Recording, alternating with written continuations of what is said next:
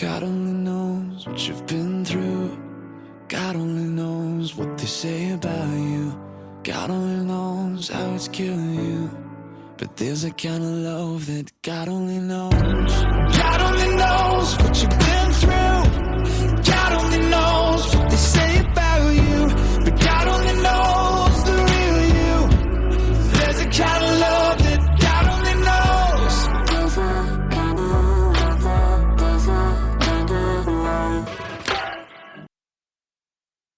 Welcome to the 27th episode of Your Journey Is Not Over. My name is Tanya Pearson Randolph. This is my own personal journey, and the expressions and opinions are of my own. I own all the rights to my personal journey and to Your Journey Is Not Over. Neither are to be used, copied, or edited in any way without my consent.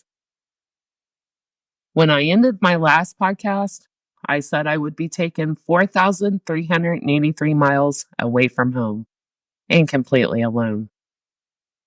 I will start from the very beginning of this trauma. I remember coming home from a friend's house. It was in the summertime, and I was told the minute I walked in the door that my mom and dad needed to talk to me. In my head, I was like, what have I done now? Nothing I could think of. So I always looked at my dad's face. I could read the situation through his expressions, and it looked serious. So, okay, let's talk. I got sat down and told about my real dad. First time ever. I had never asked no questions. My brother knew and had met his dad a few times by this point, but I had never asked. Again, just normal for me not to have a dad. But I had a dad now. So what was this about a real dad? I was told that my mom had been in contact with this man. I was told his name and that he lived in Hawaii, and that I was taken to see him a few times when I was real young. When she told me this, I did have memories of a tall man with dark hair. But my main memories were more about the lady that would have a bag of sewing pieces and we would sew. This lady that I remembered, I was told that day that she was in fact my grandma. I didn't know that when I was 6 or 7 years old.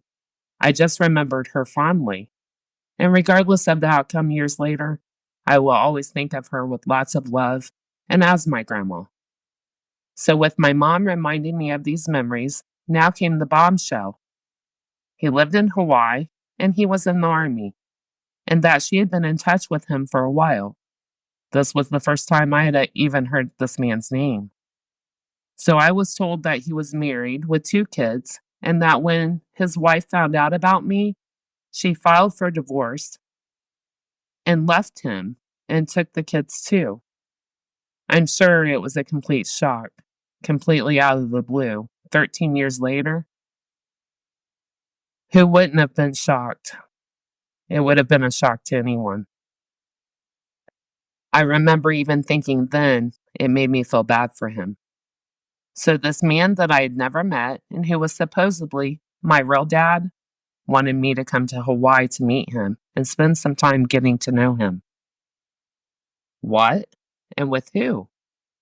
I was 13 years old, had only been to the airport a few times to take my brother and to pick him up for my grandma's funeral. I'd never flown, and now I'm being told that I'm making this cross-country and overseas trip completely alone. I know everyone at the time was all about, it's Hawaii, it's paradise. Getting to go to a place only people dreamed of. I was only thinking how scary this was going to be. I even voiced it that day, that second, that I didn't want to go. I had a dad. I was good. And yes, I was mouthy. Yes, I challenged my dad. Yes, I found a loophole through every rule. But he was my dad. I didn't need to meet a stranger. Things were just beginning to feel normal. I was just adjusting to this whole new world of mine. Why interrupt that? What could my mother have been thinking? So after all of the trauma, I was being sent almost 5,000 miles away from home, completely alone, to meet a man, a total stranger on the other side. And I had to live with this complete stranger for 3 weeks. Who wouldn't be scared at that age? I remember my mom telling me I didn't really have a choice. I remember my boyfriend calling me long distance, and I told him how scared I was and how I didn't want to go. He had a way of easing my fears and making me see the brighter side to things. He also had the phone number in Hawaii, so he assured me he would be calling and checking on me, in which he did many, many times. He would be excited to hear about Hawaii, and I was just sad and homesick and further away from him than normal.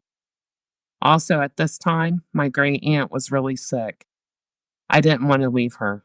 She and I had a bond. She was the one who would always find me and save me and take me back to Kentucky, back home to my grandparents when I was a baby. Always was so close to her. She could read me by looking at my eyes. She knew firsthand what me and my brother had to go through, and she was always so worried about us. Now, at this time, me. I remember I went to visit her after being told about this trip I was taking to Hawaii, and I remember her shifting her eyes when I said the man's name. She gave me a look that I have never forgotten, and then she teared up and said, "You won't come back. I know you won't." I, of course, assured her that I would be coming back, that I, in fact, didn't even want to go. I didn't know if she thought I would run away once I got to Hawaii. Thinking of that now, that would have been a dumb idea. The island is only so big, so I definitely would have been found.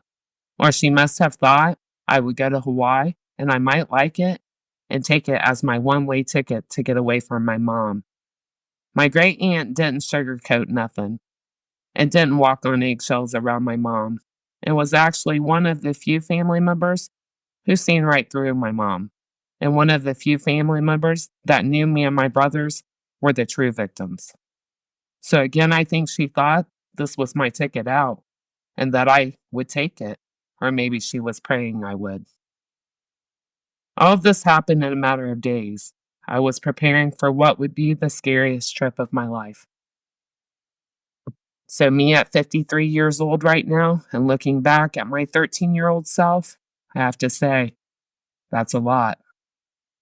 As a mother of two grown daughters, there is no way I could have put either one of my daughters on a 12-hour flight. That time does not even include changing planes and layovers. There is no way in this world or even in the next world that I could have put my daughter on such a long, scary flight almost 5,000 miles away from me to meet a man, a complete stranger, and live with that man, that complete stranger, for 3 weeks. What could my mom have been thinking? Who would even think this was okay? I wasn't even eased into this. I only knew of him, his existence, his name, merely days before I was scheduled to leave. I do remember the night before I was to leave, I was still trying to get out of going, of course, without starting a fight with my mom. This was something she was obsessed with, and it was so out of the blue. I can't stress that enough. So this man, the stranger, was on the phone with my mom the night before my long journey, and he was trying to lay the law down before I got there. So I remember I have a voice now. So this wasn't going to fly with me. A total stranger that I hadn't even met yet was trying to get in that big line of bosses I already had. I'm going to just say that wasn't going to fly with me at all. To be one of my bosses, or even to get that respect, you had to put in the work with me. It didn't just come because someone said you were my real dad. Nope, it didn't work like that with me. It still don't. Respect is earned, not a given. So the deal breaker was I was not going to be allowed to smoke cigarettes at his house. There was my loophole. I had lived alone for 2.5 years, and I had become a regular smoker at a really young age. At this time, I even had a cigarette case. So yes, a dedicated regular smoker. I just let it be known that was a deal breaker for me too. I wasn't going. Relieved completely, but somehow it got worked out that I could now smoke cigarettes while I was in Hawaii. So okay, I have to go now. Also, I have to mention, This too, because I remember feeling forced to go, but I also remember feeling like I was being disloyal to my dad. I felt torn, not wanting to hurt my dad or make him feel like I was looking to replace him. Thoughts that my 13-year-old self had. No one could ever replace my dad, even to this day. But I remember, even though my mom was captain of this complete nightmare of a ship and I was being forced to go, I still felt guilt. More trauma on such a young girl. So I take off, first flight ever, scared to death, young and alone. And I already know I have to change planes a couple of times at different airports. Can you imagine at that age? And my flight changes and layovers were at the two biggest airports in the United States. First one was O'Hare Airport in Chicago. And by the way, no, I didn't have a chaperone. Again, can you imagine yourself at 13 years old and the anxiety and fear I must have felt? And let's not forget, every second I was getting further away from home, my safety.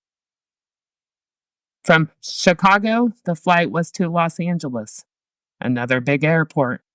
And like in Chicago, I had to get off the plane, find my next gate, my next flight. I travel often now and still get a little anxiety when I have to change planes. So looking back, I don't know how I managed it. Survival skills is what it must have been. God gave me those skills at a very early age. So I remember I was on my last flight from Los Angeles to Honolulu, Hawaii. A 5-hour flight completely over water. I was blessed with what I have always called a guardian angel on this flight. It was a man from Thailand, and he was on his way to China. And I was so blessed to have him seated next to me. A 5-hour flight is a long flight, so during this flight, I opened up to him as to how this trip to Hawaii came about. I do remember this total stranger, my guardian angel, was shocked and more worried about me than my own mom. So after this 5-hour flight, this guardian angel that I will always say God put right there on my path that day, told me that he was going to stay with me when we got off of this flight and until I met this stranger. He also told me if I was uncomfortable in any way to let him know, and he would pay for and put me on the next flight back home. So we landed in Honolulu. We get off of the plane, and then the search was on for this man, this complete stranger, that I only knew what he looked like from a picture. Me and my new friend from Thailand was looking around, and all at once, a man tapped me on my shoulder and asked me if my name was Tanya. This is how I met the man that I was led to believe was my real father.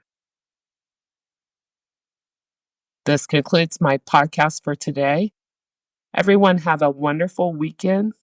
Please join me next Tuesday. And always remember, your journey is not over. God bless.